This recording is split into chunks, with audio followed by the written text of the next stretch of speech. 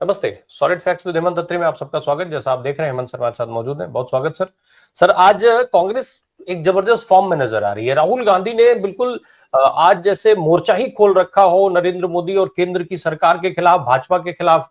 जिस तरह, हालांकि वो ऐसा करते नहीं है। आज वो कह रहे हैं कि जो ये भ्रष्ट जनता पार्टी है, उस भ्रष्ट जनता पार्टी को ट्वीट करके उन्होंने पूरा देश के अंदर के जो घरेलू हालात इस समय है, उसको बहुत कम शब्दों में पूरी पूरी तस्वीर जनता के सामने रख दी है। तो वहीं अगले ट्वीट में, जब वो दूसरा ट्वीट उनका आता है, तो उस ट्वीट में, उस पोस्ट में जो है वो वैश्विक स्तर पर आज नरेंद्र मोदी की वजह से कितनी शर्म उठानी पड़ रही है भारत के लोगों को, उसका भी उन्होंने जिक्र कर दिया। तमाम कारण भी बताए हैं उन्होंने। सर, क्या माना जाए, जिस तरीके से ट्रंप ने मोर्चा खोला हुआ है नरेंद्र मोदी जी के खिलाफ, हमारे देश के प्रधानमंत्री के खिलाफ, वो बार बार उनको जलील कर रहे हैं। दूसरी तरफ आज जब भाजपा इस पर कुछ नहीं बोल रही थी, तो राहुल गांधी को भी सवाल उठाना पड़ा। इसको, इस पूरे घटनाक्रम को कैसे देखा जाए? ये जो आक्रमण किया है राहुल ने, जो सवाल उठाए हैं राहुल ने, इसको कैसे समझा जाए? जनता के लिहाज से ये सवाल कितने अहम है, और साथ में विदेश नीति पर कितना बड़ा सवाल है राहुल की आज के ये जो प्रश्न है। राम प्रकाश जी नमस्कार, आपको सारे दर्शक साथियों को भी। देखिए, पिछले पौने 11 साल में मोदी सरकार अगर किसी एक मोर्चे पे कामयाब रही है तो उसके लिए उसको पूरा श्रेय दिया जाना चाहिए। वो है विपक्ष के ऊपर किस तरह की बदले की कार्रवाइयां की जाए। इस मामले में देखिए वो अनडिस्प्यूटेड चैंपियन है, नंबर एक। नंबर दो, अपनी राजनीतिक सत्ता कायम करने के लिए संवैधानिक संस्था हो या एजेंसियों के जरिए किस तरीके से सत्ता काबिज रखी जाए, इसमें अनडाउटेडली वो, इसमें कई कोई उसकी जो ट्रैक रिकॉर्ड है वो बहुत ही शर्मनाक लेकिन उनके लिए शानदार रहा है। इस सारे घटनाक्रम में आज राहुल गांधी ने एक काम किया। पार्टी ने चौतरफा हमला करने का फैसला किया। एक तरीके से राहुल गांधी ने केवल 12 वाक्यों में मोदी सरकार के पौने 11 साल के पूरे जो सत्ता का चरित्र चित्रण है स्वदेशी मोर्चे पे, उसको खोल दिया पूरे का पूरा। उसके बाद खड़गे साहब आए। खड़गे साहब ने विदेश नीति का पूरा जो ढकोसला, जो आपका डंका था, उसको एक्सपोज करके रख दिया। और रही से ही कसर फिर जयराम रमेश ने आकर के जिस तरीके से चाइना के सामने दोबारा से चाइनीज कंपनियों को भारत में ठेके देने का पूरा जो र्यूटर्स की खबर थी, उसको सारे का सारा एक्सपोज किया कि कहां तो लाल आंख दिखाने चले थे ट्रंप उसको, अपने क्या नाम है, चाइना को, और कहां चीनी कंपनियों के लिए अब रेड कार्पेट बिछाने चाह रहे। हालांकि बदला कुछ भी नहीं। जिस तरीके से चाइना की कंपनियां गैलवान के बाद कॉन्ट्रैक्ट लेने पे बैन लगाया गया था, और उसके बाद अब all of a sudden from nowhere ये आया कि उनको दोबारा से बहाल कर दिया जाए, उनको ठेके देने की परमिशन दी जाए। क्या बदल गया चाइना के साथ?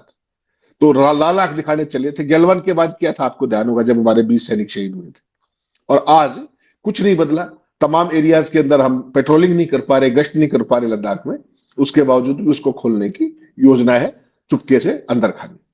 तो डोमेस्टिक मोर्चे का जो एक्सपोजर है वो राहुल गांधी ने किया।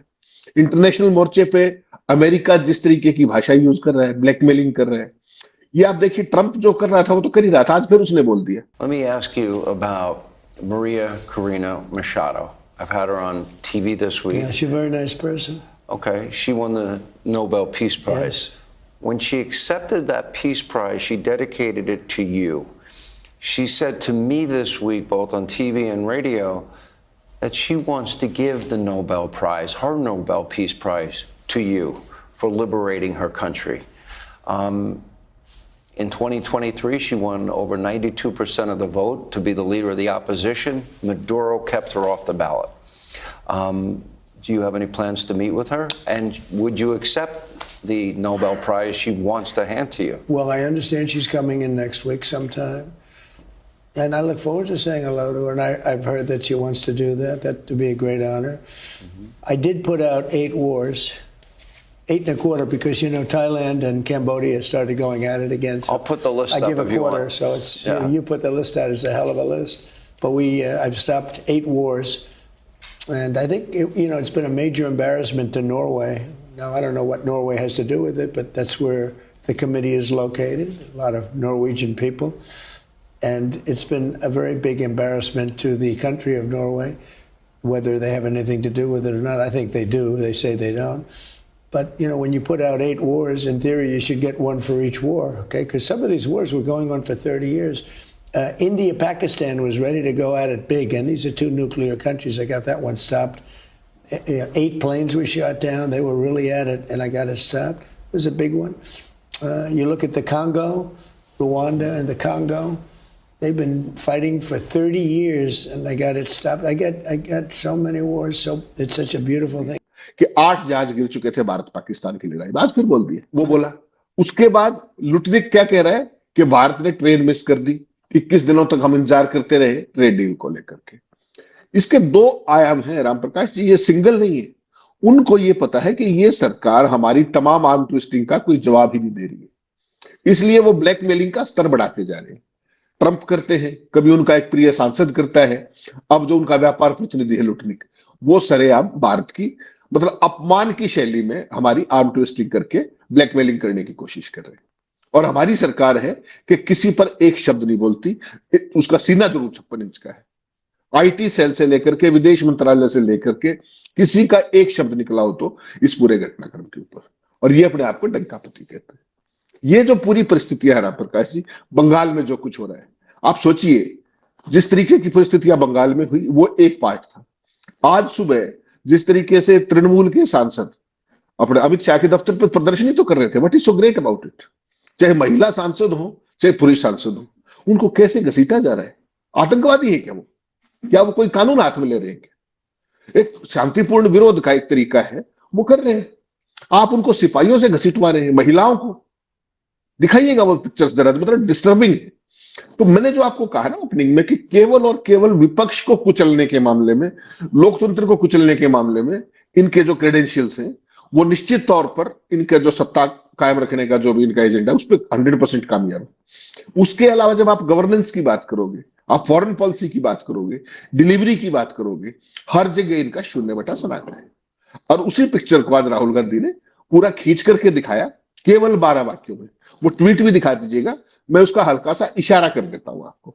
उन्होंने शुरू किया कि देश भर में वरिष्ठ जनता पार्टी की डबल इंजन सरकारों ने जनता की जिंदगी तबाह कर दी है। फिर भ्रष्टाचार के साथ सत्ता का दुरुपयोग और अहंकार का जहर बीजेपी की राजनीति में ऊपर से नीचे तक फैल चुका है। इसके सिस्टम में गरीब, असहाय, मजदूर और मध्यम वर्ग की जिंदगी सिर्फ आंकड़ा है और विकास के नाम पर वसूली तंत्र चल रहा है। It's a clear indictment. Uttarakhand में अंकिता भंडारी की निर्मम हत्या ने पूरे देश को झकझोर दिया है, लेकिन सवाल आज भी वही है, सत्ता का संरक्षण बीजेपी के किस वीआईपी को बचा रहा है? कानून सबके लिए बराबर कब होगा? उत्तर प्रदेश के उन्नाव कांड में भी पूरा देश देख चुका है कि सत्ता के गुरूर में अपराधियों को कैसे बचाया गया और पीड़िता को न्याय के लिए कितनी कीमत चुकानी पड़ी। इंदौर में जहरीला पानी पीकर मौतें हो या गुजरात, हरियाणा, दिल्ली तक काले पानी और दूषित सप्लाई की शिकायतें, हर तरफ बीमारियों का डर है। वो गुजरात की खबर भी मैंने आपको दी है, क्या हालत है गुजरात के अंदर, जहां का मॉडल बेच करके पूरे देश पर सत्ता में काबिज हुई, वो भी दिखाइएगा दर्शकों को। फिर वो राहुल गांधी कहते हैं राजस्थान की अरावली हो या प्राकृतिक संसाधन, जहां जहां अरबपतियों का लालच और स्वार्थ पूछा, वहां वहां नियमों को रौंद दिया गया। पहाड़ काटे जा रहे हैं, जंगल उजाड़े जा रहे हैं और जनता को बदले में मिल रहा है धूल, प्रदूषण और आपदा। खांसी के सिरप में बच्चों की मौतें, सरकारी अस्पतालों में नवजातों को मारते चूहे, सरकारी स्कूलों की गिरती छतें, ये लापरवाही नहीं भ्रष्टाचार की सीधी मार है। पुल गिरते हैं, सड़कें धंसती हैं, ट्रेन हादसों में परिवार मिट जाते हैं और बीजेपी सरकार हर बार वही करती है, फोटो ऑफ ट्वीट और मुआवजे की औपचारिकता। मोदी जी का डबल इंजन चल रहा है, लेकिन सिर्फ अरबपतियों के लिए। आम भारतीय के लिए यह भ्रष्टाचार की डबल इंजन सरकार विकास नहीं, तबाही की रफ्तार है, जो हर दिन किसी न किसी की जिंदगी कुचल रहा है। ये 12 वाक्य आप क्या सोचते हैं डोमेस्टिक मोर्चे के ऊपर? इसके अलावा कोई उपलब्धि हो तो आप बता दीजिए। तो केवल 12 वाक्यों में 11.5 साल का जो आपका जो सोकॉल्ड गवर्नेंस था, सुशासन था, उसकी एक तस्वीर राहुल गांधी ने पेश की। और ये उन्होंने किया सुबह 9:51 पर। उसके बाद जयराम रमेश आते हैं, वो चाइना वाला पूरा मामला खोलते हैं कि किस तरीके से गलवान के बाद जो चाइनीज कंपनियों को ठेके देने पे सरकारी पे बैन लगाया गया था, उसको खोलने का उपक्रम चल रहा है। इतनी देर में लुटनिक की बात आ जाती है। वो सारे के सारे मोर्चे ये क्या दिखा रहे हैं कि एक मोर्चे पे सफल हो आप, वो है विरोधियों को दबाना जांच एजेंसियों के जरिए, सत्ता कायम रखना, विरोधियों को नॉर्थ ब्लॉक के सामने घसीटना। इसके अलावा कोई काम किया हो तो बीजेपी वो बता देती, वो नहीं बता पा रहे। राहुल गांधी केवल इतने पर ही नहीं रुके, उन्होंने देश की तस्वीर, देश के अंदर के हालात की एक बात बताई सरकार से सवाल पूछा, डबल इंजन सरकार जो कही जाती है उस पर कुछ खास लोगों के लिए काम करने का आरोप लगाया। इसके बाद राहुल गांधी का एक और ट्वीट आता है, एक और पोस्ट उनकी आती है और लंबी चौड़ी पोस्ट आती है जिसमें तमाम उन सवालों को इंडोर्स किया गया जो इस समय बहुत करंट मुद्दे हैं वैश्विक स्तर पर, जिनको लेकर के खूब बात हो रही है। खास करके डोनाल्ड ट्रंप जिस तरीके से नरेंद्र मोदी के अगेंस्ट मोर्चा खोले हुए हैं, ऑपरेशन सिंदूर का भी आपने जिक्र किया कि बार बार ट्रंप साहब ये कह रहे हैं, 8 बार कह चुके, पता नहीं कितनी बार कह चुके अभी तक कि उनके चलते ये सब हुआ, और चीन भी अब कह रहा है कि मीडिएशन उसने किया। तो राहुल गांधी केवल देश के साथ साथ वैश्विक मोर्चे पर भी जो आज उन्होंने सवाल उठाया है, उसको वो सवाल कितने अहम है आज इस परिस्थिति में, जब देश की जनता नरेंद्र मोदी से, चाहे वो भारतीय जनता पार्टी के नेता नरेंद्र मोदी के तौर पर लोग उनको समझे या देश के प्रधानमंत्री नरेंद्र मोदी के तौर पर समझे, उनसे जवाब की उम्मीद कर रही है कि ट्रंप की इस सनकपन को जवाब दीजिए, देश आपके साथ खड़ा है। ऐसे में ये सवाल कितना अहम है, कितना इंपॉर्टेंट है, क्या वैल्यू रखता है ये सवाल? नहीं, यही सवाल आज सबसे ज्यादा महत्वपूर्ण है। जब से ऑपरेशन सिंदूर हुआ उसके बाद जो हमारी विदेश नीति की जितनी फॉल्ट लाइंस पिछले 11.5 साल की है, वो एक एक करके सारी एक्सपोज होती चलेगी by your acts of omission and commission. Trump जानबूझ करके आपकी आर्म ट्विस्टिंग कर रहा है, लगातार कर रहा है, विद ए वेस्टेड इंटरेस्ट कर रहा है। उसको जब तक आप एक बार मुंह तोड़ के जवाब नहीं दोगे, he will carry on with the same. क्या आपको यह भी बात समझ में नहीं आती? किस बात से डरते हैं आप? 144 करोड़ देशों के प्रतिनिधि, जितनी आपको अमेरिका, हमें अमेरिका की जरूरत है, उससे कहीं ज्यादा अमेरिका को हमारी जरूरत है, तमाम मसलों को लेकर के। इवन साउथ एशिया के शक्ति संतुलन को लेकर के हमारा एक वाइटल रोल सदा से रहा है 90s से। अब जो इनकी जरूरत से ज्यादा गलवाइयां थी, हवन जग थे ट्रंप को जिताने के लिए, हाउडी मोदी था, नमस्ते ट्रंप था, अब की बार ट्रंप सरकार था, उस सब का फॉल आउट ये है कि he took us for granted, he took us for a ride. उनको पता है कि ये बोलेंगे ही नहीं। उसने ये ऑपरेशन सिंदूर से शुरू किया था और उसके बाद आज भी बोल दिया, आज भी उसने बोला कि 8 जहाज गिर चुके थे, तब मैंने इफेक्टिवली इंटरवीन किया। आप सोचिए, उनका जो व्यापार प्रतिनिधि है, वाणिज्य मंत्री लुटनिक, वो क्या कह रहा है कि हम 3 हफ्ते तक इंतजार करते रहे। कम से कम जब वो ये आरोप लगा रहा है, पूरी बीजेपी की सरकार, मोदी की कार्यशैली, मोदी का आत्मविश्वास, हर चीज फायरिंग लाइन में है, उसके बावजूद आपने अब तक जवाब क्यों नहीं दिया? ये तो आपकी कमजोरी झलकाता है ना। किस बात से डरते हैं आप ट्रंप से? आप चलो ट्रंप से डरते थे, अब तो लुटनिक से भी डरते हैं। इसका मतलब लुटनिक की बात का भी जवाब नहीं दे रहे।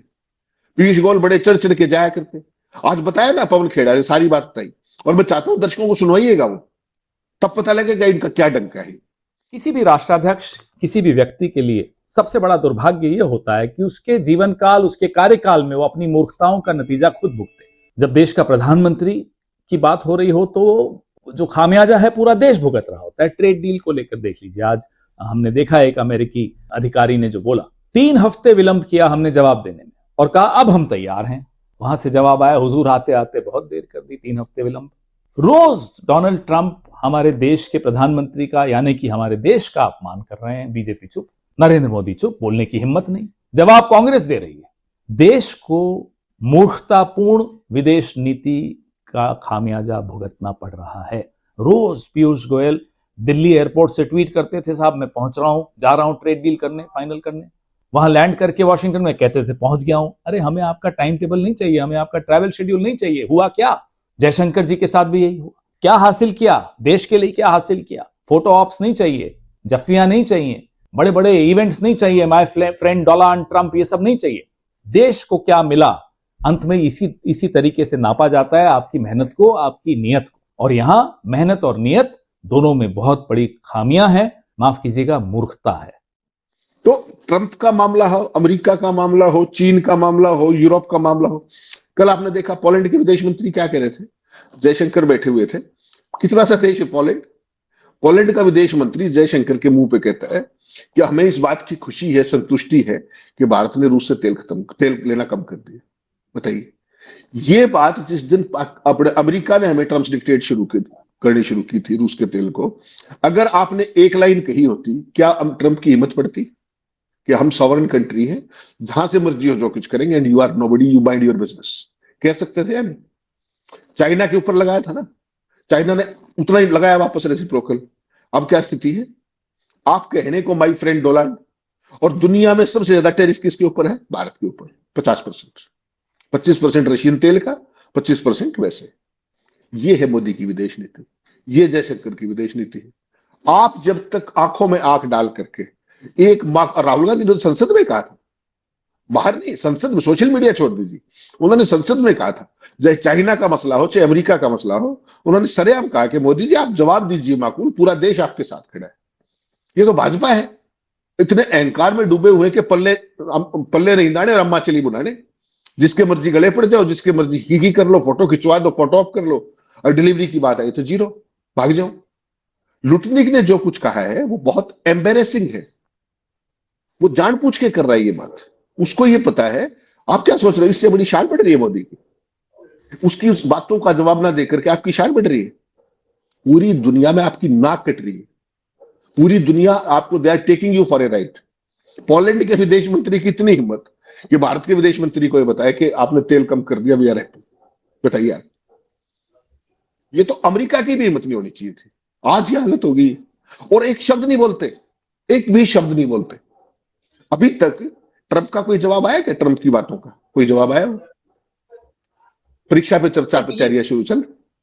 सर ये भाजपा का अहंकार है या फिर भाजपा का डर, जिसकी वजह से वो नहीं बोल पाते हैं? भाई देश खड़ा है, बार बार देश के तमाम लोग जो भी उनके पास माध्यम है वो कहते हैं, ऑपरेशन सिंदूर के दौरान भी देश उनके साथ खड़ा था, तब भी उन्होंने सीज फायर कर लिया। आज भी देश उनके साथ खड़ा है, लोग हर माध्यम से अपना एक्सप्रेस कर रहे हैं कि नहीं नहीं आप जवाब दीजिए, हम आपके साथ खड़े हैं। राहुल गांधी सदन में कह चुके हैं। तो ये अहंकार है भाजपा का या फिर उनका डर है कि वो जवाब नहीं दे पा रहे हैं, ना चीन को, ना अमेरिका को, पोलैंड तक को जवाब नहीं दे सकते हैं? राम प्रकाश जी, दो चीजें हैं, एक है अज्ञानता और दूसरा है कायरता। इन दोनों का डेडली कॉम्बिनेशन आज भारत की विदेश नीति को रसातल में पहुंचा चुका है। जब पूरे देश में, पूरी दुनिया के सैटेलाइट से दिखा रहे थे कि चाइना हमारे यहां इतना आगे आ गया है, चाहे वो अरुणाचल का मसला हो, चाहे लद्दाख का मसला हो, मोदी जी ने पावर पार्टी मीटिंग में सबसे पहला वाक्य क्या कहा? ना कोई आया है, ना कोई घुसा है। फिर आप 26 दौर की बातचीत चाइना से किस बात की कर रहे थे? स्टेटस को एंटेक किस बात का कर रहे थे? और अब जब आप चीन की कंपनियों को भारत के सरकारी ठेके लेने के लिए अनुमति देने की तैयारी में हो चुपचाप, इसका मतलब क्या हुआ कि स्टेटस को एंटे की डिमांड आपने चुपके से छोड़ दी। पहले तो आपकी क्या डिमांड थी कि पहले वाला स्थिति कायम हो, यथास्थिति कायम हो, तब हम चाइना से कोई बात करेंगे। अब कोई मोदी या विदेश मंत्री या रक्षा मंत्री बताएगा क्या वो स्टेटस को एंटे का क्या हुआ, या आपने वो चुपके से वो डिमांड भी छोड़ दी? कोई है जवाब? इसी तरीके से सीधे एक लाइन कह दिया, ना कोई आया ना कोई घुसा, बात खत्म। वो सैटेलाइट पिक्चर झूठ बोल रही थी। संसद के अंदर राहुल गांधी ने क्या कहा, ऑल पार्टी मीटिंग के अंदर राहुल गांधी ने क्या कहा कि मोदी जी हम आपके साथ खड़े हैं, किसी एक बात का विरोध नहीं किया। अमेरिका के मामले में हर चीज, जब भी विदेश नीति की बात आती है, जब भी देश की सामरिक उसके इश्यूज की बात आती है, पूरा विपक्ष एक खड़ा है। हिम्मत आपकी नहीं, हकीकत यह है ट्रंप ने जो कुछ आपके साथ किया है, आप सोचिए 67 बार, 67 टाइम्स वो आदमी ऑपरेशन सिंदूर को लेकर के टिप्पणी कर चुका है, जहाज गिरने की बात कर चुका है, तमाम तरह की embarrassments day in and day out कर रहा है। किस बात का जवाब दे दिया आपने? मोदी जी तो हर बात पे बोलते हैं, केवल इन बातों पे जहां पे उनके ऊपर बात है। और लुटनिक ने जो आज कहा वो बहुत एम्बेरसिंग है, वो जानबूझ के कहा गया है। देखिए कोई कुछ भी कहता रहे, ये अपने ये कहे खड़गे कहे कोई भी कहे, मैं एक बात को मानता हूं कि जिस तरीके का व्यक्ति ट्रंप है वो विशुद्ध सौदेबाज आदमी है, जिसको अंग्रेजी में आप ट्रांजैक्शनल कहते हैं। उसको हर चीज का तत्काल गिव एंड टेक चाहिए। जब 3 हफ्ते की बात थी, आपने अगर बात की तो, नहीं की तो, ये पिक्चर सामने आनी चाहिए, नहीं आनी चाहिए थी। अभी तक तो ट्रंप कर रहा था, उसके बाद उसका सांसद लगा सरेआम एयरफोर्स वन में, क्या कहा उनके सांसद ने? ट्रंप वही खड़ा है, कह रहा है कि मैं गया भारत के अपने जो राजदूत है अमेरिका में, क्वात्रा के घर, और क्वात्रा ने मुझे कहा कि हमने देखिए साहब बहुत रूस का तेल बहुत कम कर दिया है और आप राष्ट्रपति से बात करके हमारी इसको कम करवा दीजिए टैरिफ्स। खिल्ली उड़ा रहा था। और ट्रंप वो क्या कह रहे थे, नहीं नहीं नहीं, मोदी मुझे खुश करना चाहते हैं, उनको पता है मुझे खुश रखना कितना जरूरी, और उसके बाद लूटने की ये कर रहे हैं। आपको ये साधारण लगता है क्या?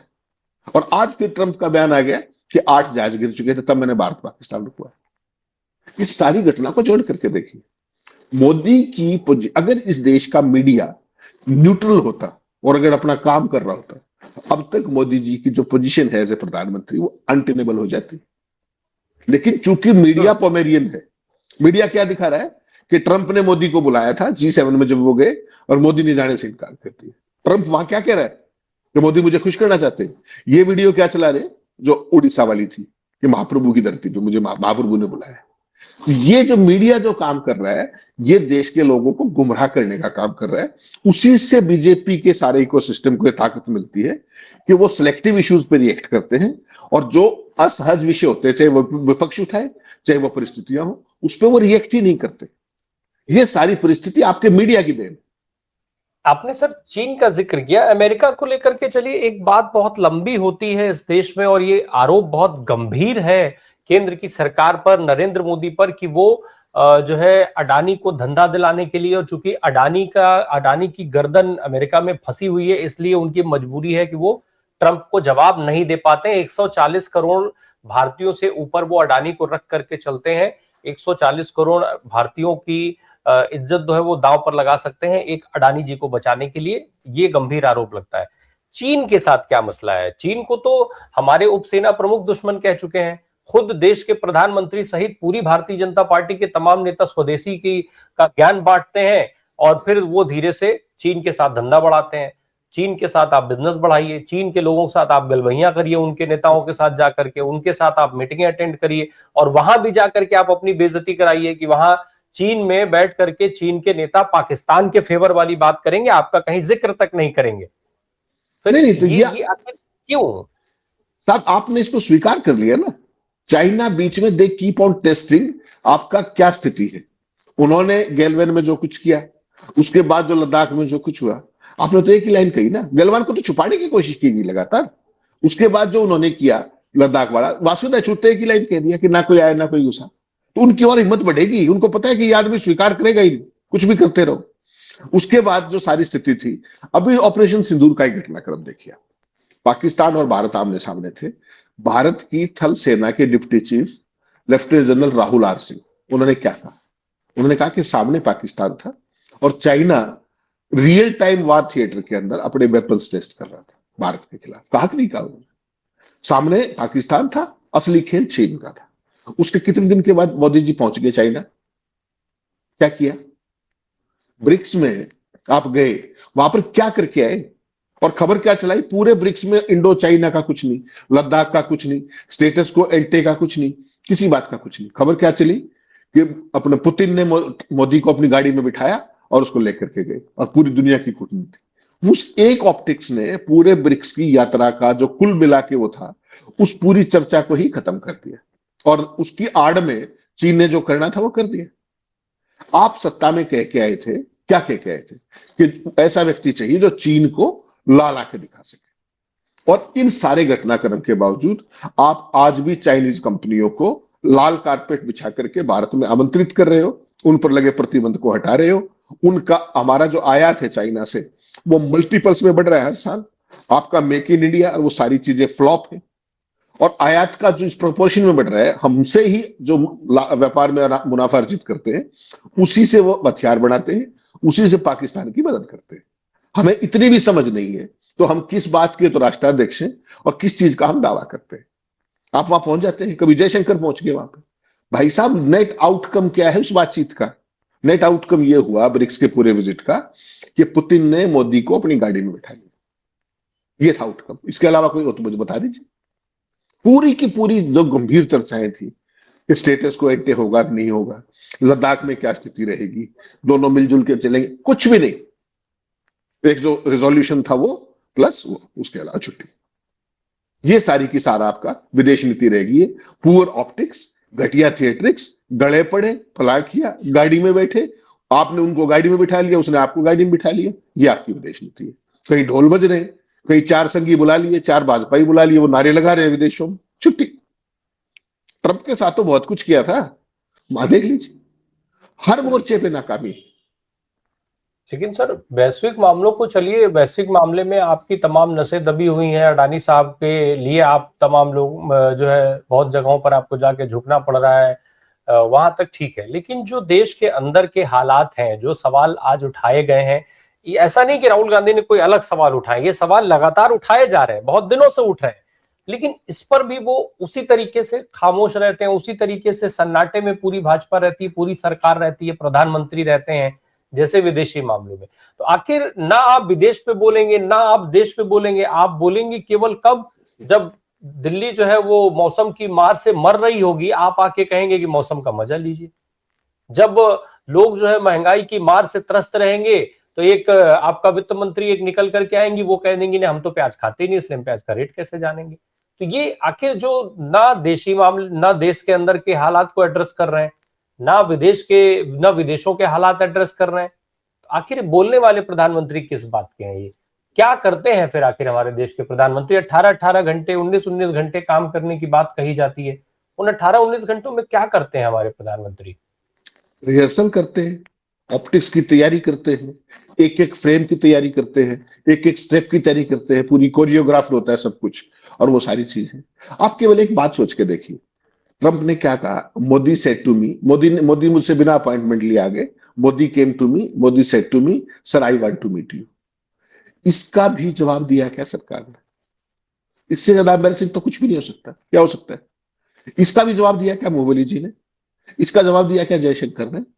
आपके प्रवक्ता से ही दिला देते, आपके आईटी सेल से ही दिला देते, ज्यादा कुछ नहीं तो एक ट्वीट कंगना रनावत से करा देते। उसने ट्रंप के बारे में एक बार पहले भी लिख दिया था, वो अलग बात है कि नड्डा ने कह के वो डिलीट करवा दिया।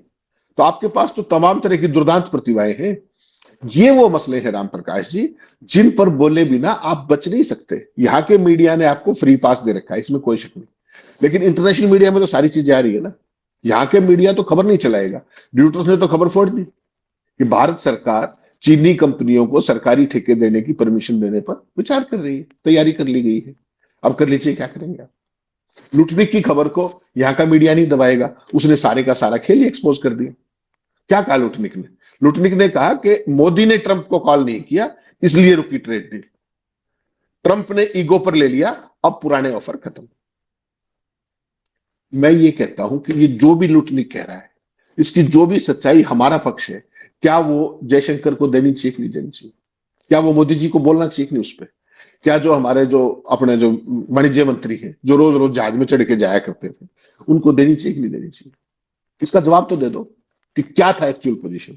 या वो ब्लैकमेल करते रहेंगे, वो आपको मुंह दिखाने लायक नहीं छोड़ेंगे, और आप चुपचाप शुतुरमुर्ग की तरह गर्दन मिट्टी में दबा के खड़े रहोगे। ये 56 इंची है, ये डंका बज रहा था, बता दीजिए देश को। देखिए, आज की तारीख में मोदी जो मैंने कहा ना, कई चीजें सक्सेसफुली करने में कामयाब रहे, उसमें एक इशू एक और भी है जो हम शुरू में भूल गए, वो है नैरेटिव को डिफ्यूज कर देना, डायल्यूट कर देना। कोई भी जो प्रिवेलेंट इशू है उसका चर्चा ही मत होने दो देश में, उसकी बात ही मत होने दो। मीडिया उसको उठाएगा ही नहीं। उठाओगे क्या कि बांग्लादेश में हिंदुओं पर अत्याचार हो रहे हैं, इसको उठा, क्योंकि बंगाल का चुनाव लड़ना है भाई। कोई भी देश में जो प्रिवेलेंट इशू है उस पर कोई चर्चा नहीं होगी। चर्चा क्या होगी? जो आपके साउथ ब्लॉक वाली जो शाम को लिस्ट आएगी एडिटर्स को, जो 11 बजे मीटिंग में बताता है कि ये कर रहा है। ये जो सारी स्थिति है, ये इस देश को नीचे से खोखला कर रही है। With in the country governance के इश्यूज, बाहर के मामलों में सारी कूटनीति, सारी विदेश नीति कंप्लीटली धराशायी। भारत इतना असहाय, भारत इतना कमजोर, भारत इतना लाचार मैंने इतने सालों में कभी नहीं देखा जो आज मोदी के शासन में, और वो डंका पीटते फिर। बोलिए ना इन सवालों पर, ये सारे सवाल कहां हैं, इनके जवाब कहां हैं? जो ट्रंप ने कहा है, एक दिन एक प्रेस कॉन्फ्रेंस करके बता दीजिए, नहीं तो आप तो लेख लिखने के बड़े माहिर हैं, लेख लिख के छाप दीजिए, कौन मना करेगा? करिए तो सही। आईटी सेल के मुंह से आपने ट्रंप सुना? आज तक अमेरिका सुना? आज तक लुटनिक सुना? शी जिनपिंग सुना? चीन सुना? क्या है विदेश नीति आपकी? बताइए देश को। निश्चित तौर पे ये तमाम सवाल ऐसे हैं जिनको एड्रेस किया जाना जरूरी है, पर देश लगातार टकटकी लगा करके और देख ही भर रहा है। जवाब तो किसी तरफ से कहीं आता हुआ दिख नहीं रहा है, और अभी कोई संभावना भी ऐसी नहीं बन रही है कि नरेंद्र मोदी या उनकी जो पार्टी है भारतीय जनता पार्टी, वो इन सवालों का जवाब दे। फिलहाल इससे कोसों दूर दिखाई पड़ रही है पूरी भाजपा। बहुत शुक्रिया सर हमसे बात करने के लिए, थैंक यू सो मच।